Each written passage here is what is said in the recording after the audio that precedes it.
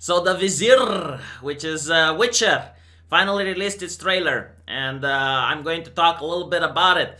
Obviously, we have to talk about the elephant in the room. Everyone is going to talk about this controversy of the famous Netflix adaptation. Which I swear, if these people were to make a movie about the life of Hitler, they would cast Hitler as a black man. This is how Netflix does things, so I'm not really surprised. You're not supposed to talk about it. You're supposed to pretend that everything is fine, because otherwise you're a racist. But I disagree with this, and I don't care if I'll get the label or not. If you're going to tell me a story from China, like Mulan, for instance, and you're showing me the Chinese building that racist wall to keep the Hans out because the Hans aren't sending their best. And all of a sudden, I see white people manning the wall. I'll have my immersion broken because I know that during that time, even if it's a fictional story, there were no white people within China, right? So, uh, if you have a story about India, like from the Indian folklore, and you have white people there or Japanese people, I'll be like, what is going on here, right? It's a little bit immersion breaking. So yeah, I do understand why people are a little bit upset when you take a story from Polish folklore and you inject American culture into it, massive amounts, right? It's just weird. So of course, a lot of people didn't like it, and this is a controversy that happened with CD Projekt Red. They were called racist for not having black people within The Witcher, and they explained it's like this takes place in medieval Poland, and there weren't black people in medieval Poland. Right? They weren't allowed to travel freely during the Schengen area. And here is the actual reason why I think this is not going to be a good show. It's not about the race and the ethnicity of the people that is being casted. It's that The Witcher in the books and the video game, they're incredibly politically incorrect. And that is the essence of The Witcher, because it's a very brutal medieval world where rape is going on because the Nilfgaardian Empire is waging war on the northern kingdoms, and the Nilfgaardian Empire considers the northern kingdoms to be barbaric, to be less than human. And you're going to see slavery, you're going to see rape taking place like in Game of Thrones, and that was major controversy because, oh, how dare you have rape in a medieval setting? It's like, well, it's to show how brutal that setting was so that people appreciate the fact that we live today in a time of peace in a very modern country, and we don't live back then where, yeah, I mean, you could have a bunch of people invading your country, raping and pillaging. But when you have this level of political correct ideology, they're not allowed to actually show the brutality of that world, which is what fascinated a lot of people regarding the story. I don't think you're going to see women being treated the way they were being treated in the medieval times, which is again in this book, so you get to see the plight of women. The story is famous for having very strong female characters, like the sorcerers, which were female. They were the ones pulling the strings behind a lot of vampires, and because of that, a lot of people hated magic.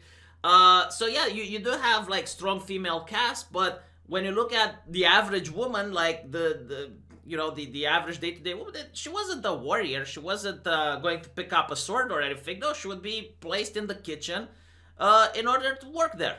And maybe you have like some elvish warriors, but they're very rare that are female. Other than that, like most women take a back seat within this setting. And again, like I don't think Netflix has what it takes in order to accurately represent the vision of the author of these books. And this is why I genuinely do not like these types of adaptations, if you will, because they take an established IP, which already has a large fan base, and then they do the reimagining, the reinvention, the revision, the reboot, or whatever. And they hope that the people who like the books, for the reason they like the books, are going to still like the re-envisioning. And that's not how it works, okay? People like the books because of something that they found appealing to the author's vision. And if you change that vision, people aren't going to like it. So we'll see how it goes. But from what I noticed is that the diversifying the Netflix adaptation initially was going to ruin the story because they decided to diversify Siri. Now, this was really funny from someone who actually reads the story and understands that Ciri is the daughter of the Nilfgaardian Emperor. So that would mean that the Nilfgaardian Emperor would have been also black, which means that the entire Nilfgaard Empire had to also be black. And you're going to have to show black people invading, white people and raping and pillaging. And of course, Netflix would have said, "Whoa, that's not very progressive now, is it?" All right. All of a sudden, they would see color. All of a sudden, they would understand that casting choices matter, and trying to accurately represent a character as close as possible to the author's vision is important. So of course, they toned back that decision. It's like, okay, we're not going to make Ciri black because that would be racist. Instead, they decided to make Triss Merigold black because she has red hair. And yeah, the power of red hair is real. For some reason, I don't know why, every single red hair is being diversified. I don't understand, but here we go. Yeah, so this is the vision of the director. He looked at this and went like, this woman kind of looks the part. I mean, she kind of looks like the character, so yeah, we're going to cast that. Perfect. But my favorite part is when they darkify the elves. So we don't have elves anymore, we have dark elves now. Which is very funny because in the world of Witcher, the elves are being oppressed. So of course you have to cast black people to fit the role of oppression, right? Because who else would play the part of the oppressed better?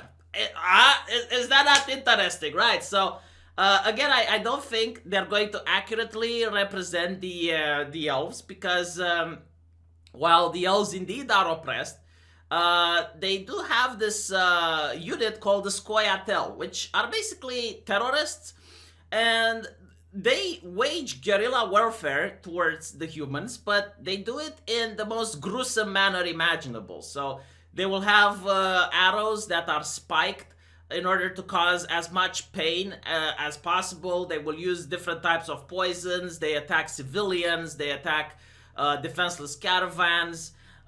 They cast magic that tie people to a tree and they keep them barely alive, and as other soldiers try to rescue the people tied to a tree, they set fire to the entire area, burning everyone. They're very dishonorable. They never keep their word. So this is a story that shows that in war everything is shades of gray. Like, you don't have good people and bad people. Like, that is the essence of The Witcher, and it's what made it great. And if you're going to cast black elves, yeah, I don't think they're going to do that. I think the elves are going to be portrayed as incredibly honorable, incredibly respectful, and they're not going to do any of the shady tactics that I talked about. And this is the main problem that I generally have with this idea of this dog whistle that they have for diversity, which is basically a dog whistle to say we're going to push progressive politics.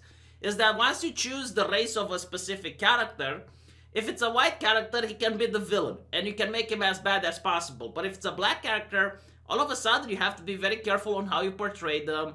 You can't, make them to be a villain or a disgusting villain. I mean, the elves would constantly raid villages and steal stuff, right? So now you're going to have black elves going in villages and stealing stuff. I don't think Netflix is going to do that. Right? So this is my main issue, because at the end of the day, I generally don't care. Like, okay, you want to make the elves black? Fine. Whatever. Go make the elves black.